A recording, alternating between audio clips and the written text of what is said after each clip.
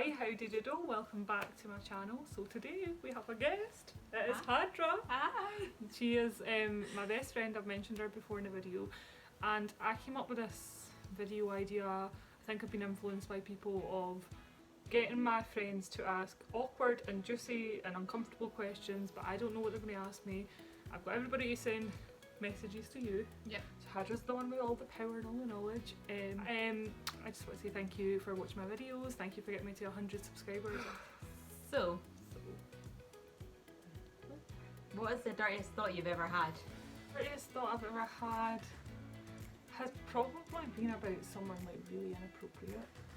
Like, you know, because I'm not going to say his name, but he's like this old man and he's like with such a lovely like sensual voice, and there has been a few times where I'm like, yes. What is your worst habit? Do you know what my worst habit is? Not finishing a sentence before I go on to the next sentence. I've discovered this about myself and I bloody hate it. So What was the weirdest obsession you had as a kid? I would say my weirdest obsession I had with a kid, as a kid, is probably like now collecting snow globes. Like I don't understand why I do it. Oh, Smashed a few? Yeah, she smashed she smashed a few. I basically started collecting snow globes when I was younger because I used to believe that if you shook it, then your wishes would come true, and that's kind of carried into adulthood. I don't know. Because I say as a kid, so that's something more like snow globes. I'm like, that's kind of cute. It is an obsession, but I thought because it's more older. As a kid, I used to like collecting snails. That's pretty weird. I used to do worms. Yeah, snails and worms. That's pretty weird. I forget about them. I used to do and that then too. my mum finds them and she's like, for God's sake. Yeah, I used to do that. It was a bit weird. Would you ever have sex with any of the girls in the group? If so, who? Oh, 100%. My friends are fit. Obviously, I'm not like lesbian or bisexual, but like if we were in like this dreamlike land, right? Katie, right? She says fun. Yeah, Katie, right. What did happen on the boat to France? I know exactly who asked this question. Jade. Yes. We went to France as primary school. Jade's one of my like closest friends from when we were kids. And basically what had happened was this girl called Lauren, and there's no bad will now, but she was kind of dating this guy, and this guy really liked me and we were really good friends, and I was looking over the boat to see like the water because I really like water, and she pushed me and I went flying as if to go over, and my teacher caught me just in time. And do you know what, this makes her sound like she's some mad serial killer. She probably wasn't. She probably just was really annoyed at me, and that's what happened in France. Is that what happened? Oh, along with you having an anaphylactic shock for your horses. Yeah, side note, I went into anaphylactic shock in France. I'm allergic to horses, like quite severely allergic, and my mum never put it down on the form. They took me to an old town full of horses and carriages, and I went into anaphylactic shock. Spent 2 nights in the French hospital. Do you think I look like the Gallagher brothers? I think you. And this look. Anyway. Well, that's not an actual pocket. No, it's just a. Well, that's a bit deceiving. Oh, that's an actual pocket as well. No. I'm hidden one. What's your most embarrassing story? That's a funny question, that. My most embarrassing story is when I was together with Dale, who's my ex-boyfriend. We're still good friends, so it's all good. I can mention his name. I went on a lunch with him, ended up drinking with his nana and his brother, that then translated into drinking with his mum, nana, brother. We got incredibly drunk, and I mean incredibly drunk. I can't remember leaving the restaurant. We fell into bushes. I was holding hands with mum, singing and stuff. Went upstairs to his nana's bed, because that was the only spare bed at the time, and I could feel myself throwing up, because at that point I was constantly sick when I was drinking. I could feel it in my cheeks.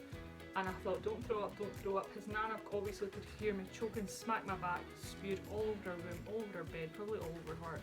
Went downstairs to get brush and shovel, because you know when you're drunk, logic, and gave it to Dale, and he fell out with me for 2 days.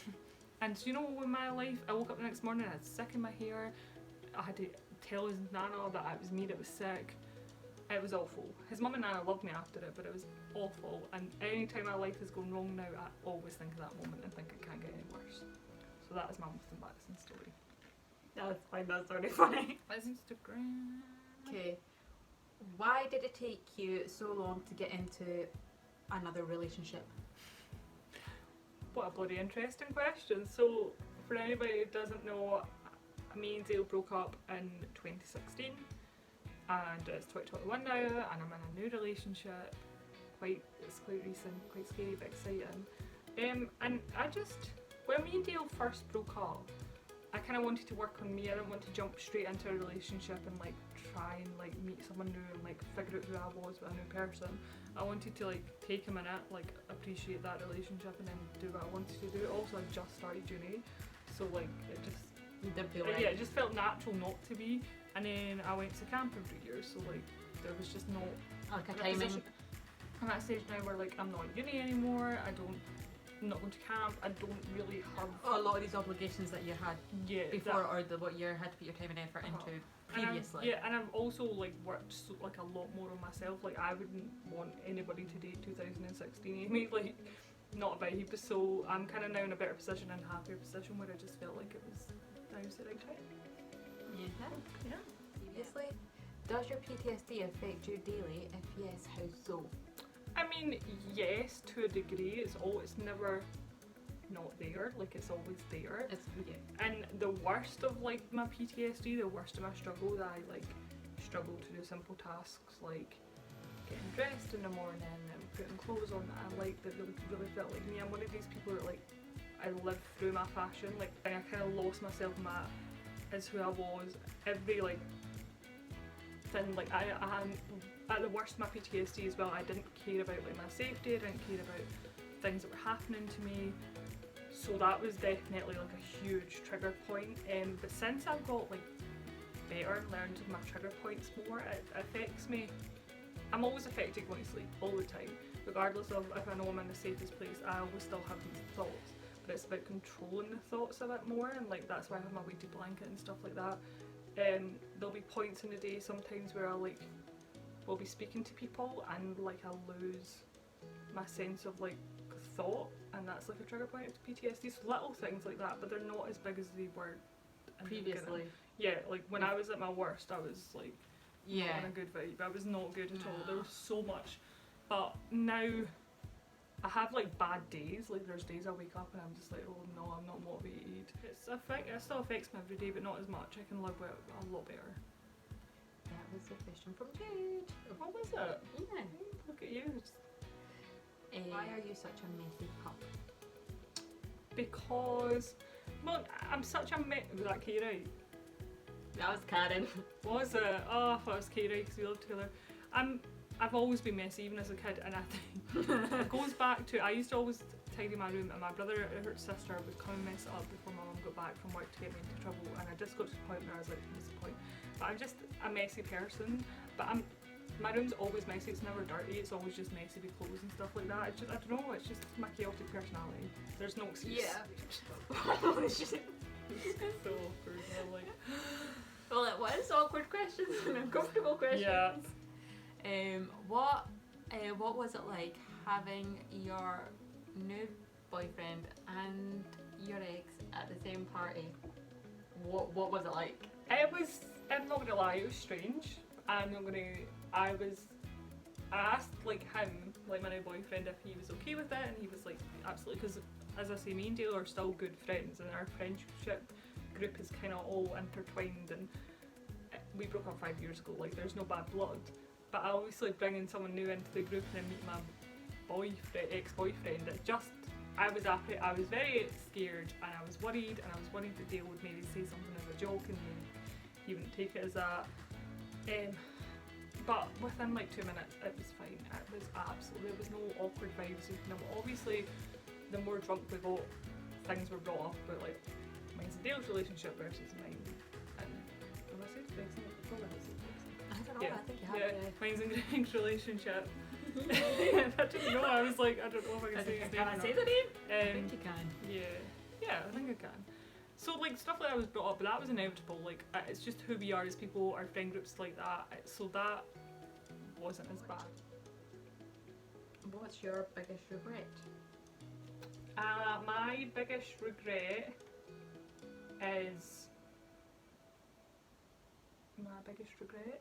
is maybe putting too much effort into something that was never really working in the first place. And that's not just like relationships, that's like friendships, that's like jobs, it's like just, you know, when you put so much of yourself into it. Into it, it's and like then you're giving more than you should be into something that's not giving back and or like anything. apologising for things that weren't my fault but I was made to feel like they were my fault, and like not changing who I was but like also not defending who I am as a person. So much of my energy, my life into something that was never going to work. Nah, So, it's a draining thing to do. It's so draining, and I wasted so many of my years like doing it or like trying to be that person. Ugh, No, bad vibes. not again. Do you ever think about Robby in a sexual way? No. For people that don't know, Robby is my male best friend. He is me, I am him, we are soulmates. I love the boy completely, but no. No. Nah.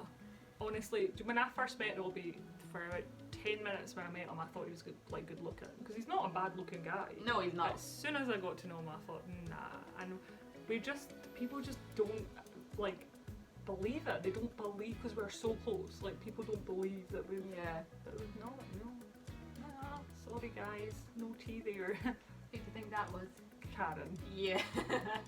Yeah. Karen's Robby's ex-girlfriend. Just to add a little bit of Your worst thing about America? being sick. I got sick my first year. I had an ear infection. I taken to a hospital because it was getting so bad. I got given, what are they called? Antibiotics.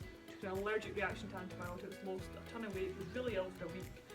And the only thing I wanted was my mum, like the best they could, and Natalie's parents, who was my American friend, they took me and looked after me. But I just wanted my mum.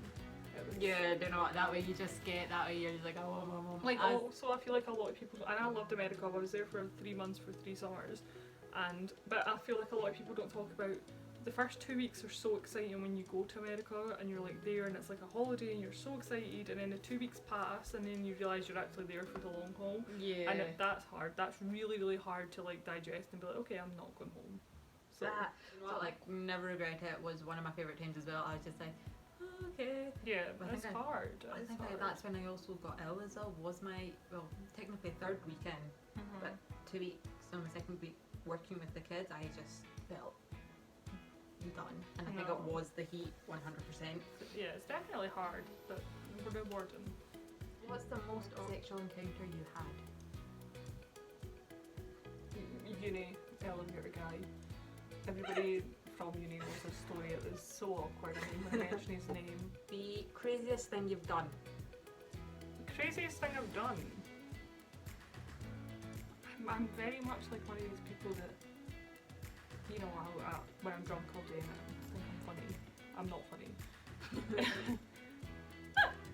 Like the not lamest answer is probably go to America. Like, I went, I didn't know a single person, I didn't have loads of money saved, I didn't know what I was getting myself in for, and I went and I did it, and that was pretty crazy. Travelled around America with Becca with barely any money to our names and barely anything to do. I think that, because obviously That everything was- you've said to us when you came back, like with what happened, situations that you ended up in. That's like a story time and a half, and I think Favourite sex position? doggy. Just a Another Instagram one. Do you wish you were an only child? no. I'm like ranted at my siblings and like we fight over stupid stuff, but I get on with my siblings really well. There's a 6 and 8 year age gap, but they like looked after me and protected me, and like I think I keep them young. So yeah, I enjoy my siblings. Yeah, no, I love it. I didn't have one of my nicknames if your Mm. brother wasn't you. My brother calls Hadra. We call her Haj, but her name's Hadra, and my brother calls her. Hydro. Since I was 11, 12. No idea why, but that's what he calls her. He just So. calls me that. And your dad calls me Shakira. Yeah, my granddad calls her Shakira, bless her. I don't know why she's my friend. Experience /regrets have you had in your previous relationship that you've learned from and have used moving forward in your current /future relationships? Is that too? I was waiting for it. I was like, you know, Bless 'em. I mean, we've spoke about this in depth. Me and Dale were 17 when we got together, but I was always the one making more of the effort. I was always the one that was going through to see him and like taking excuses like they didn't want to phone me and FaceTime me. And from that, I've kind of like learned like it's a big lesson. Like no, like that's red flags. Like if someone's not making an effort with you, like why is that even a thing? So with Greg, I've like explained that situation and I've explained like I'm so willing and happy to make the effort, but I also want him to make the effort too. So that's definitely a big step. Communication, huge step. Like me and Dale sometimes would fight over Messenger and that's not healthy. So, and also another thing I've learned is we used to speak 50 minutes every day, and now I've learned that that's also not healthy. So yeah, no, so like first relationship, we actually had such a good first relationship. I don't regret it at all. So that was obviously Dale's question. That was Dale's, yes. Did you have a crush on any of the teachers in high school? No. And a lot of my friends did. A lot of your friends did. Yeah, like was not interested. I kept looking at them thinking you're my teacher, which is funny because obviously my awkward what was it? Dirtiest thought was about a lecturer. But see that's like I was older, yeah. You weren't in primary school, not primary school, high school. Jesus. There's the primary, no. High school. Like the rest of us were like, oh, the teacher is someone. Yeah, no, I couldn't. I was like, they're my teacher. Like, I don't understand. What means the most to you in life? I think what means the most to me is obviously family and friends are like a standard response, which yes, they do. But what means the most to me is being able to make decisions for me and for my life and not having to feel caged in because I'm from a certain area or because I'm from a poorer background, or like that's what means the most to me, that I have decisioned to do what I want to do in my life. It makes me nervous. Oh, okay. I get so nervous when she starts laughing. I'm like my eyes twitching. Have you ever had crabs? No. No. Who asked that, Karen? No, I think this was either Ruth or because that's there's the second lot of questions Kate sent me. I'm all about going to get a sexual health test and all about that vibes. Living at home, or do you wish the flat was still there? I like living at home. The flat I think had its time. Like the flat, 100%, yeah. The flat was the best 4 years and we had the best fun, and I don't regret a single moment of it, even the bad. I don't regret. We had such a good time and it was such a sanctuary for everybody. But I also like being at home. I like being around like people again. I like, being able to come home and just chill with my mum and cat. Like I always say I miss the flat. I'll miss the flat forever. Like I'll be 50 and still talking about the flat. But I think we all would be talking about that. It's just like that also became like everybody's home as well. Not only just like we could go there and just chill, don't do nothing. I even went and like nobody was in the flat. I had to work in Edinburgh, so I was like, it'll be easier. I just ended up staying there by myself as if it was like my own place. It's like I think I literally became everybody's like safe place, just like where we could chill, like it's all good. Yeah, like, I miss that. I do miss that. I also miss having somewhere we can all go, because obviously we got rid of the flat a week before the pandemic proper hit, before lockdown. So talk about the flat because we haven't warmed the flat yet. No. But I like living at home. It's easy. It's good vibes. It's good vibes. I have my own independence. I'm fine. So, How did you feel with the first year of uni, like living in halls? How did you feel? I spoke about this in my last video, but I loved halls. I absolutely loved it. I think it was a breath of fresh air I needed in my life at that point. Where do you see yourself in 5, 10, 20 years time? Oh, is that a Katie question? That's Jade, actually. Is it? Oh, I am not one of these people that really. I was never that kid. See what I mean when I stop in the middle of a sentence and carry on my name? I was never that kid that like wanted kids by a certain age, wanted to be married by a certain age, wanted a career by a certain age. I was never that kid. I'm more a live in the moment kind of person. That mentality of if I want something by a certain age, like say marriage or kids for example, and something goes wrong, I'm going to be disappointed, so why not just live for now? Do you ever think about Chissy in a sexual way? No, Chissy is a boy in our friend group. He's kind of distanced at the minute, but he's still our friend, and I kissed him in the first week of college, and that was about as far as it went, but never.